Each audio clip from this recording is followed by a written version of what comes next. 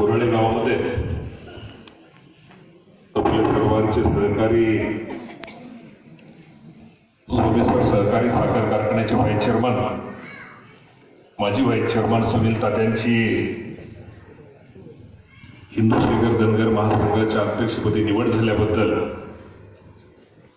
आज आपण सर्वांनी तात्यांचा आणि सगळ्या त्यांच्या टीमचा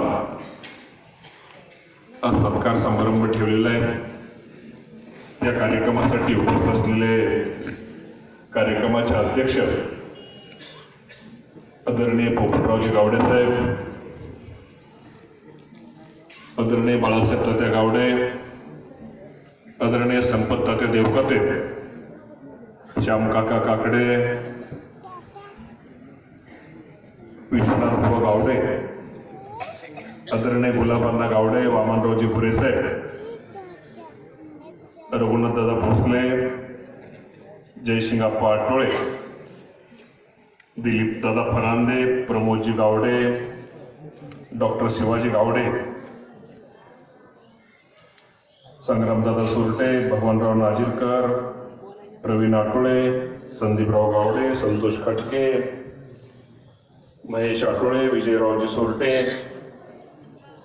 सर्वच भारतबाबू गावडे, सर्व आदरणीय व्यासपीठ,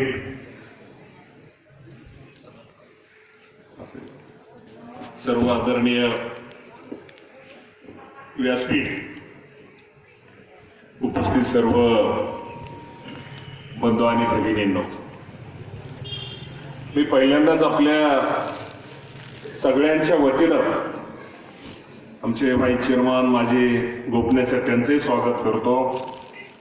मी पहिल्यांदा आपल्या सगळ्यांच्या वतीनं हिंदू श्रीगर धनगर महासंघाच्या अध्यक्षपदी तात्यांची निवड झाली त्याबद्दल आपल्या सगळ्यांच्या वतीनं मी तात्यांचं अभिनंदन करतो आणि तात्यांना एकच सांगतो की आज तुमच्यावरती जी जबाबदारी टाकली ही जबाबदारी तुम्ही निश्चित प्रकारे ही जबाबदारी चांगल्या प्रकारे समाज बांधवांसाठी त्यांच्या असणाऱ्या प्रश्नासाठी सर्वांना एकत्र घेऊन ती निश्चित प्रकारे पाडचाल याबद्दल आमच्या इथं बसलेल्या कुणाच्याही मनात शंका नाही।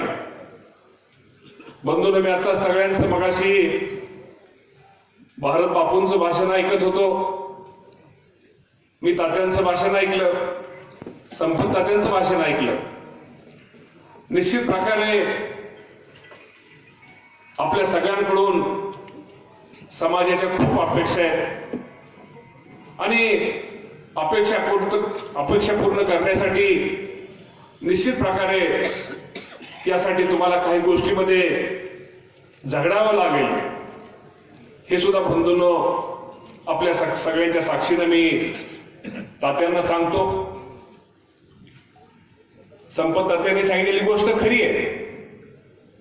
आता पोट जातीमध्ये किंवा बाळासाहेब तात्यांनी सांगितलं, दोघांनी सांगितलं की कुठे असा एक वेगळ्या प्रकारची कुठे दुजाभाव न करता सर्वांनी समाज बांधवांसाठी भल्यासाठी सगळ्यांनी एकत्र आले पाहिजे आणि एकत्र येऊन निश्चित प्रकारे आपले प्रश्न कसे सोडवले जातील यासाठी सगळ्यांनी प्रयत्न करणं गरजेचं आहे।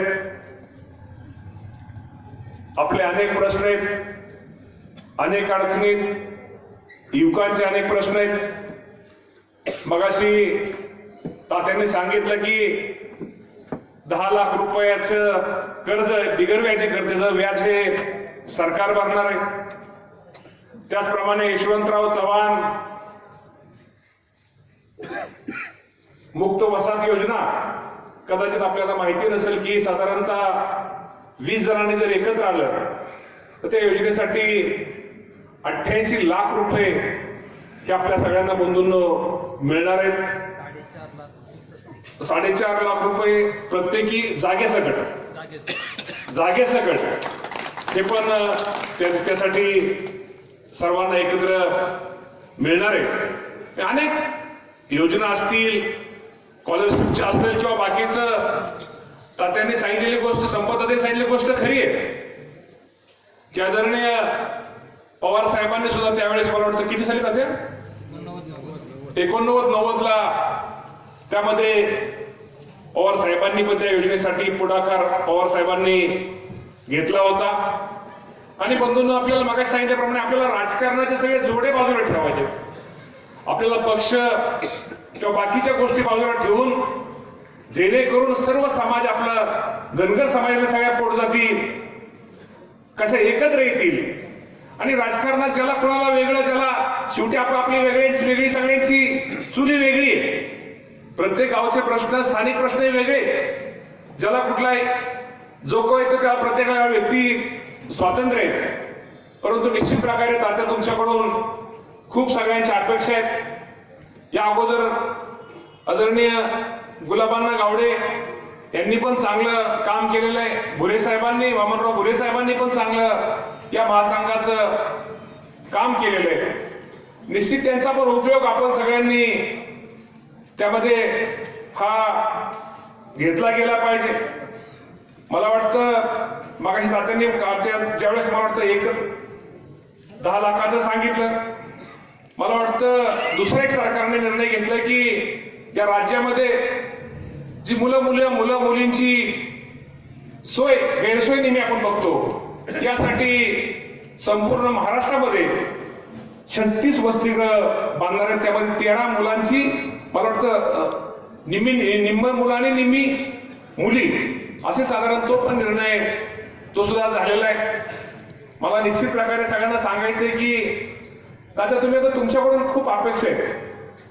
आता वैयक्तिक तुम्ही राहिलेला आहे, तुम्ही आता सगळ्यांचं, आणि सगळ्यांना कसं संघटित करता येईल, सगळ्यांना कसं एकत्र बांधता येईल. नाहीतर कसं असतं की काम करताना काय त्रास होतो, काय होतं जे त्यालाच माहिती असतं. दिसताना कसं वाटतं, बरं आहे, गाडी गुडी एसी, कसं काय त्याचं दुःख वेदना माहिती त्यालाच माहिती असतं. तुम्हाला शेवटी जो काम करतो, जो मनापासून करतो, लोकांसाठी करतो, ती माणसं कधी तात्या मागे राहत नाहीत. कदाचित तुम्हाला हे पण आज सांगतो, कदाचित आमच्यासारखी स्टेजवर बसलेल्या माणसाला तुम्ही मदत केली, सहकार्य केलं, ही माणसं कदाचित ही स्टेजवरली माणसं विसरतील मदत केलेली. पण जरी ह्या गोर गरीब सामान्य माणसाला तुम्ही जर मदत केली, ही माणसं तुम्हाला आयुष्यभर विसरणार. हा शब्द तुमच्या आयुष्यात कायमचा लक्षात राहू द्या. आणि निर्णय घेताना, हे करताना नेहमी डोक्यावरती बर्फ ठेवा. तुम्ही का हसला मला काय कळलं नाही. आणि आमच्या रघुनाथदादा लय हसले. त्यामुळं ह्या गोष्टी जर तुम्ही निश्चित पाळा, शेवटी आयुष्यात संयम खूप महत्वाचा आहे. की त्यावेळेस तात्पुरता आपल्याला थोडा राग येतो, संयम थोडे 15-20 मिनिटं गेलं की तो विषय सगळा संपतो. आणि निश्चित प्रकारे आज सगळी ज्येष्ठ मंडळी, ही सगळी मंडळी आज हजर, मला खरं नाव सगळ्यांची घ्यायची होती, परंतु वेळेअभावी सर मी नावं कोणाची घेऊ शकलो नाही. परंतु निश्चित प्रकारे आता मगाशी बाळासाहेब तात्यांनी उल्लेख केला, संपत तात्यांनी उल्लेख केला की जो आरक्षणाचा विषय, शेवटी हा जर विषय झाला तर त्याचा फायदा, आणि मी आजही सांगतो की खरंच गोरगरीब माणसाला, आमच्या विद्यार्थ्यांना फायदा व्हायचा असताना आम्हाला तात्या तुमचा राजकीय आम्हाला नकोय, आम्हाला शैक्षणिक द्या, मुलांच्या बाबतीत, आर्थिकच्या बाबतीत द्या, की जेणेकरून आमच्या धनगर आणि सगळ्या समाजातील लोकांना त्याचा निश्चित प्रकारे चांगल्या प्रकारे फायदा होईल. बंधूंनो, आज खरंच आज हे एक वेगळा, एक चांगला कार्यक्रम आपण तात्यांनी आणि सगळ्या मंडळींनी इथं आयोजित केलेला आहे.